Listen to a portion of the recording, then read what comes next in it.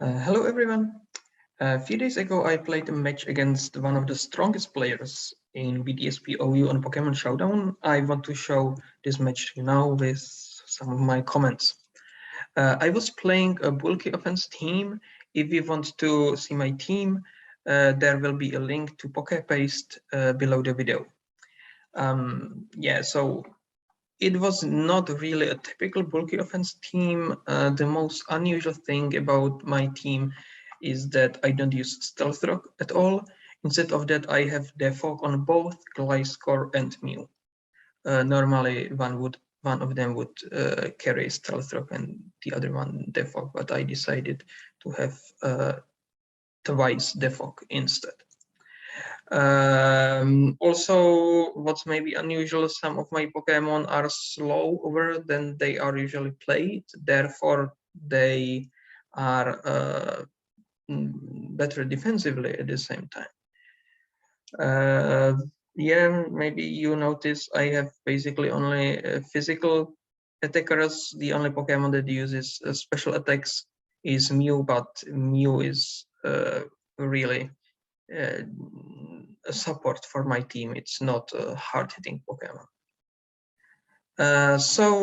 You can open the team and let's have a look at the match. At the beginning on team preview, I decided to start with Mew to start like very safe. In retrospect, it was probably not a wise decision because starting with Mew is too passive. And especially when I play against such a strong opponent as this opponent was, I should be willing to take more risks and gain more advantage from the very beginning. So maybe starting with, let's say, Breloom would probably be a good idea, but I chose Mew. Let's see how it went.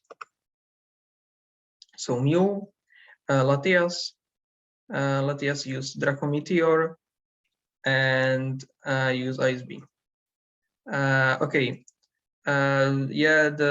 crit was kind of unfortunate.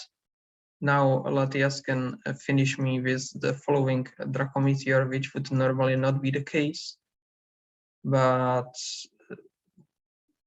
you know, my opponent can also be predicting a switch to Lucario, in which case my opponent will want to have most likely Garchomp on, but maybe also a different Pokemon.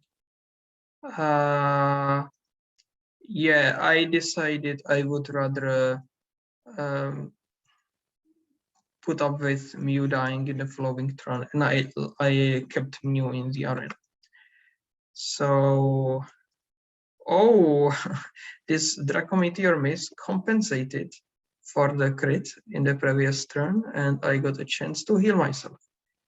So now my opponent is almost forced to switch out, and because my opponent has two ground type Pokemon, I don't want to use Volt Switch yet. So I will just use Ice Beam, not because Latias is weak to Ice Beam, that's not the main motivation, but mostly for the reason it will hit Garchomp or Nidoking hard if the opponent switches right now, which they will probably do. They are switching Jirachi. This is for me definitely something I need to switch out because Jirachi can take almost no damage from my moves, and Jirachi is going to use Stealth Rock, but there's no point in me like waiting this one turn just for the Stealth Rock to land to be able to defog. I will just defog it later in the battle. So I think I used Volt Switch. Yes, Volt Switch. Crawdaunt comes in, and as expected, my opponent used Stealth Rock. Now this is a very, very good position for me because Craudaunt can just use knockoff, and it either knockouts Jirachi, or it cripples any other opponent's Pokemon they might send in. So this is like a very good position, totally worth having the Stealth Rock on my side of the arena. I'll use knockoff and remove Stealth Rock later. So yeah, they used Doom Desire. That might be a problem later. And my knockoff landed with a critical hit. This critical hit did not matter. I have Choice Band. Therefore, I would kill a Jirachi always, no matter the critical hit. Yes, and the opponent sends in Rotom-W. Now I was worried.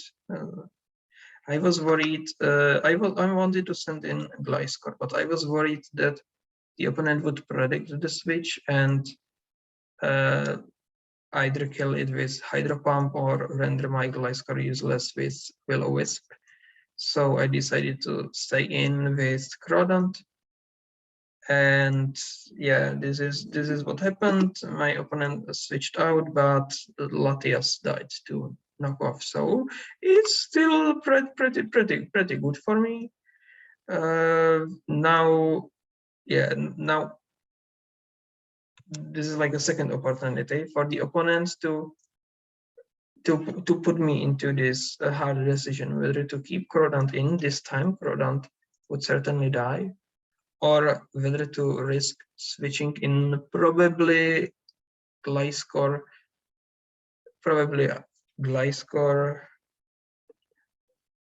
but my opponent used Volt Switch again, and I did not predict that correctly, so my Crawdaunt disappeared, and my Gliscor used the Defog to remove the Stealth Rock. Meanwhile, my opponent switched in Nidoking. So now I know that Nidoking is faster than my Gliscor, and Nidoking has Ice Beam that can one-hit knockout my Gliscor. On the other hand, there is a risk of me switching out but the opponent predicting the switch, especially in case of Lucario, which I don't want to lose. The opponent could be predicting, okay, my only Pokemon that's resistant to ice is Lucario, so Nidoking will use Earth Power, and that would one-hit knock out Lucario. So I decided to stay in and just try to use Earthquake. What if Nidoking incorrectly predicted the switch? Earth Power would do nothing, and Nidoking would, I think it would be one-hit knockout by Earthquake Nidoking. So yeah, Toxic Orb activated, and the opponent did neither, to my surprise. They just switched in Mismagius. Now, Mismagius can use Hex, and it will be close to one-hit knockout on Gliscor. I'm not sure whether I have a good switch in, probably not. So I think I just sacrificed Gliscor. Sacrifice almost using Gliscor. Switching out is not safe, but using a U-turn is now safe. So I believe I used U-turn. Yes. And who comes in? Dragonite. Okay. So Dragonite is not faster than the opponent's Mismagius, but it has multi-scale, and the opponent can't do much to me in this turn. Extreme Speed, Earthquake would do nothing. The Mismagius is immune to both. So Outrage and Fire Punch are the options. Fire Punch would not one-hit knockout, but I would be without locking myself. I think it's more important to one-hit knockout my opponent. Fortunately, Jirachi is no longer in play, so I think I'm guaranteed to, not sure about the Rotom, but apart from Rotom, where I'm not sure, I'm guaranteed to one-hit knockout the Pokemon that whatever the opponent keeps in or sends in with my Choice Band boosted Outrage. So I used Outrage. Okay, Hex, maybe because it's choice scarf, maybe, I don't know. And now I had to stay in, I had to repeat outrage, but Nidoking is faster than my Dragonite, so I got knocked out by Ice Beam, which is something I kind of expected, but it looked like a good trade-off to me. And in the end, it probably was a good trade-off. So what goes against Nidoking? Mew. Okay. Mew against Nidoking. I usually play Psychic on Mew, not in this team. So I can threaten Nidoking with Ice Beam, but Ice Beam would not one-hit knockout Nidoking. Can the opponent? No, I don't. Yeah, the opponent is very likely to know I don't have Psychic because I already showed Ice Beam, Volt Switch, and Roost. And even though Psychic is the strongest move because of STAB, it doesn't provide much coverage and is probably not expected to be on the Mew now. Nevertheless, switching in Rotom-W seemed like a safe option. And if the opponent stayed in with Nidoking, it doesn't matter much whether my Mew is faster or not. As a matter of fact, my Mew probably would not be faster because it's Volt, I believe, and not even max speed of neutral nature. So but Nidoking, even if they used Sludge Wave, which is the strongest move Nidoking could use against Mew, it would not one-hit knockout me. They didn't want to probably do this exchange, so they switched in Rotom, which is very, very safe option. So Rotom goes here, and yeah, I'm trying Ice Beam. Unfortunately, I don't have Psychic. If I had Psychic, it would be a much better option because it would hit both Nidoking and Rotom harder. Now I'm using Psychic again. I'm not really sure why. Yeah, it was probably because I was again afraid that the opponent would predict this time not my switch, but this time my Volt switch to Gliscor. And again, I mean, and this time is not about will always being an option. I mean, will always be totally not an option here because Mew has synchronized and Gliscor is already status, but using Hydro Pump seemed like a reasonable option, so I was afraid my opponent would do that, and because Mew is faster than Rotom-W, I wanted to stay in and just use Ice Beam as like, okay, what would the turn be useful for? Otherwise, okay, so I will use Ice Beam, I will do some very little damage, I will have 10% chance for freeze, better than trying something dangerous, right? So yeah, the opponent Volt switched again, and now there is Nidoking against my Mew, and again, I don't have safe switch in. So I'm staying in, yeah, Sludge Wave goes here, and I do 2/3 of the damage to Nidoking, and Nidoking finishes me. This time it was with Earth Power, probably predicting I could switch in. Yes, I could switch in Lucario already in the previous turn, hoping that Lucario is immune to Sludge Wave, and in the next turn I would knock out Nidoking with extreme speed. So they just swapped one STAB move to another. In case my Mew stays in, it was irrelevant.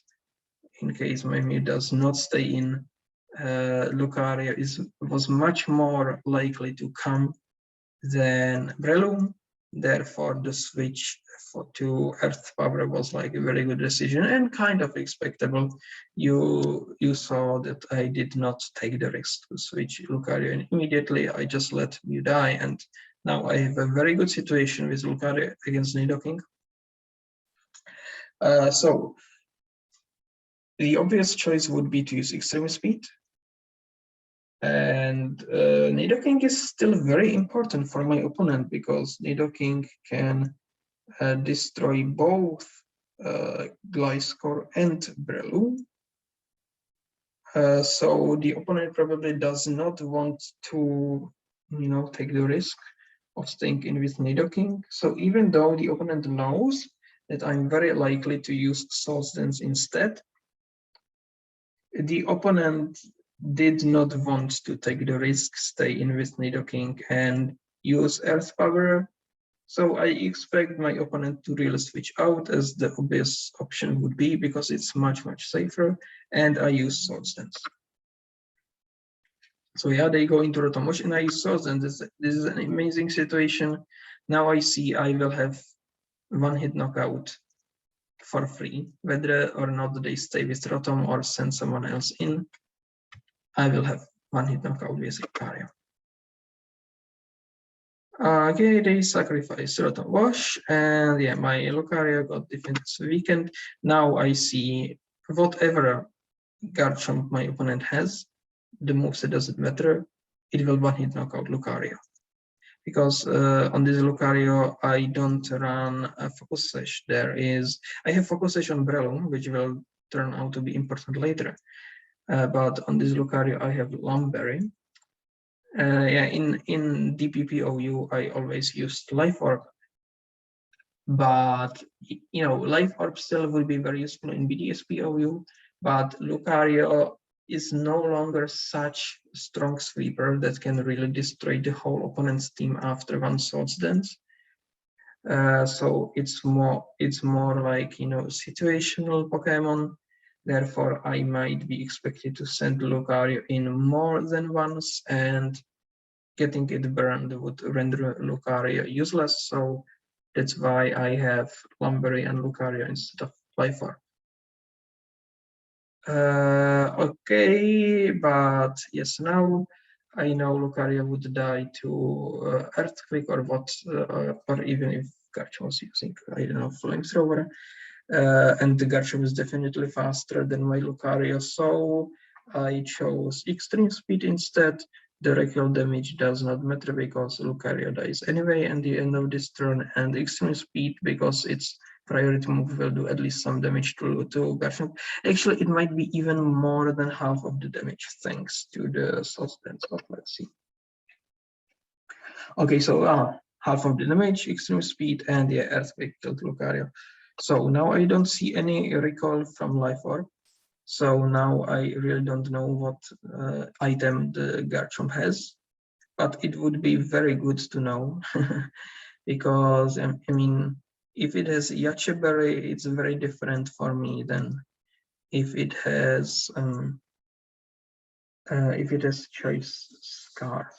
Would I exclude the Yache Berry? Probably not, because even if it had Yache Berry, my opponent would not want to use Garchomp against Mew. That would be still too risky. So I don't know really. It could be Yache Berry, it could be Choice Scarf, it could be something else.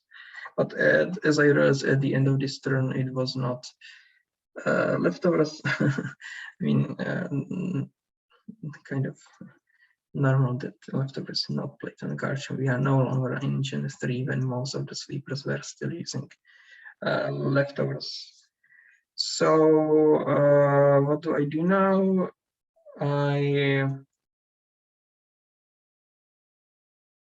I want to hope for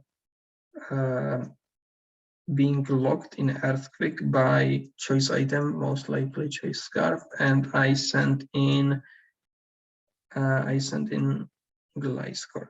I mean, if the opponent can switch the move, they will one-hit knockout. They will finish Gliscor with, I don't know, Dragon Claw or whatever. It doesn't matter much what they will use. Gliscor will go down, and then I still have a chance to. And actually, there is the problem of recall damage from Rough Skin on Garchomp. The recall damage does not allow me to win the match just with Breloom. Unless something really weird happens.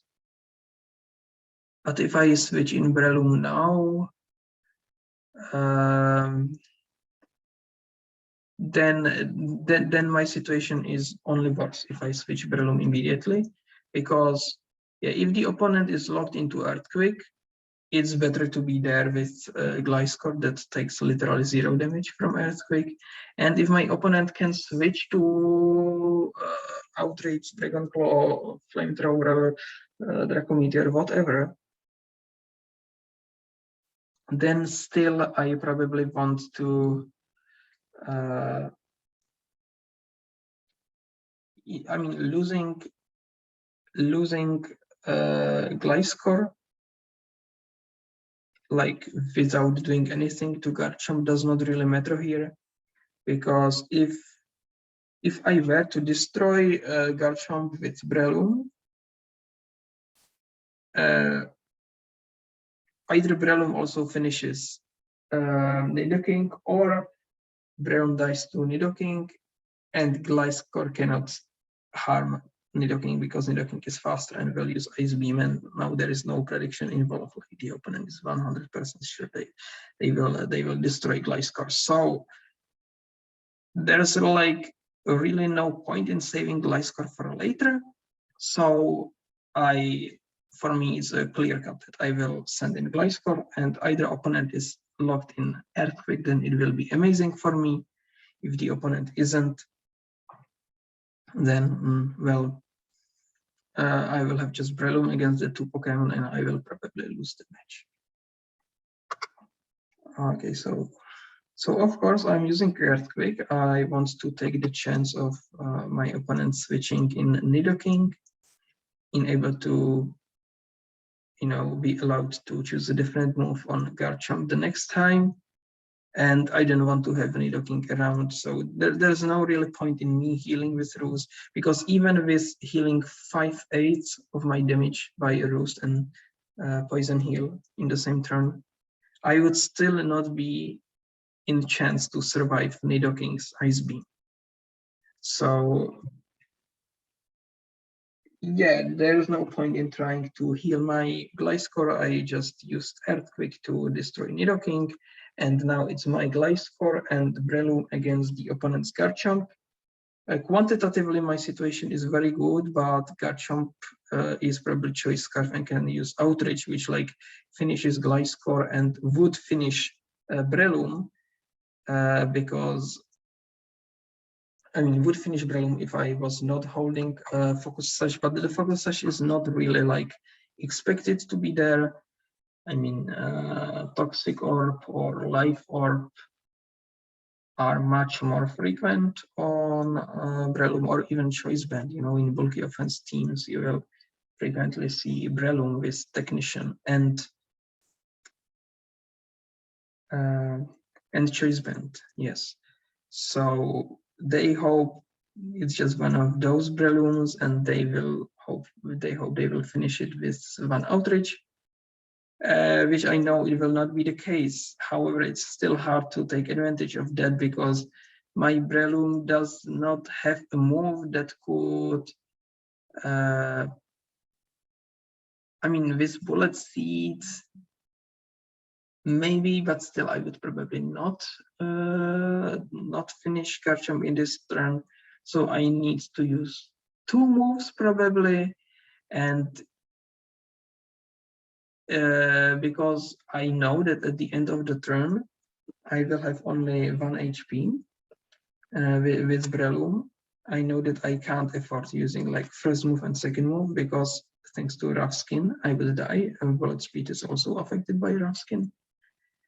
So the only chance is that either I put Garchomp to sleep, and then I boost myself with Swords Dance, and then kind of make it a tie using one of the moves, or I use Swords Dance in this turn, then Garchomp will use me with 1 hit point, and in the following turn I will use Mach Punch to bypass the high speed of Garchomp's Outrage. I mean, the outrage could stop after the second turn, and Garchomp could get confused, and then they could hit themselves in confuse. But it's 50% chance that outrage starts after the second turn, and then I would have only 1/3 chance for the self damage. Otherwise, they continue with outrage again normally. So I don't want to play on this 1/6 chance of not getting hit in the turn following my Breloom ending up with only 1 hit point. So and there is really no advantage in using this 4. I can use Swords Dance right away. So I will use Swords Dance, and I expect I will be left with 1 hit point at the end of the turn, and in the following turn I will make it a tie by this suicidal Mach Punch, which Breloom used against Garchomp, and after Swords Dance it will be strong enough to finish Garchomp, so it will be a tie. So yes, outrage, focus slash, I get 1 hit point, and in the last turn I use Mach Punch and I defeat both Pokemon. So I mean, Showdown shows it as a win for me, but I count it as a tie. We tied, but I was playing against one of the strongest players out there, so I'm really satisfied with the tie. And yeah, thanks for watching. Bye.